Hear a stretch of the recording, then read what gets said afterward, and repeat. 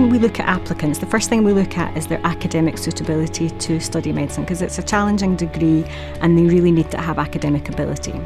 But on paper, they all look the same. They've all good GCSEs, they're all predicted good grades at A-level, and so we use the BMAT as an independent indicator of their academic suitability to differentiate between applicants that really look the same on paper. The way that Lancaster Medical School works with admissions testing is we have a very close working relationship. We have regular stakeholder meetings where everyone, all the universities that use the BMAT in their selection process get together a couple of times a year. We discuss the way that we're using the test. We discuss ways that, so there's a bit of sharing practice. There's a lot of kind of explaining to each other how we use it and what the benefits are. And that also gives us a sort of mechanism to sort of discuss with admissions testings what we require and any changes they're making, how that will fit in with our selection process.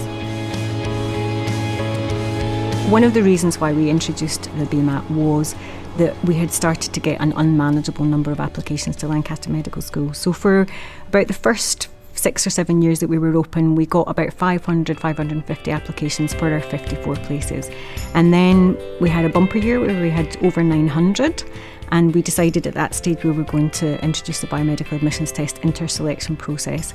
But we decided to give applicants a good 18 months notice of this. And then the following year we had over 1,600 applications for 54 places. And that really was unmanageable and not really fair on applicants, because a lot of really strong applicants weren't being successful because we still only had 54 places, and actually that was a really difficult year for admissions. So we were really glad that the following year, after we'd introduced the biomedical admissions test, that actually numbers went down to just over 550 again. That's about the right ratio, I think, to be able to select good students to get onto your course.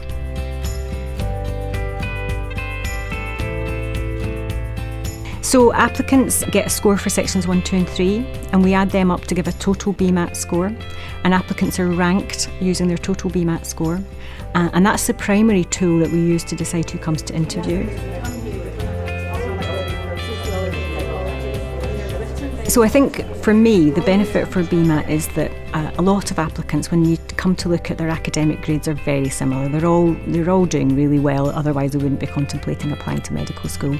And the BMAT is a way in which applicants can show that they actually have more of the skills and aptitudes, not just the A-level grades, but actually they've got some of the cognitive skills, some of the academic skills that are going to help them to succeed at medical school. Even preparing for BMAT is going to help them to prepare for studying at medical school, because the sorts of things that they do to prepare for BMAT are going to be really important for when they actually come to medical school and have to learn in that context. I've always found working with admissions testing has been really collaborative and cooperative, and that they're very good at responding whenever you have concerns or something that you want to discuss.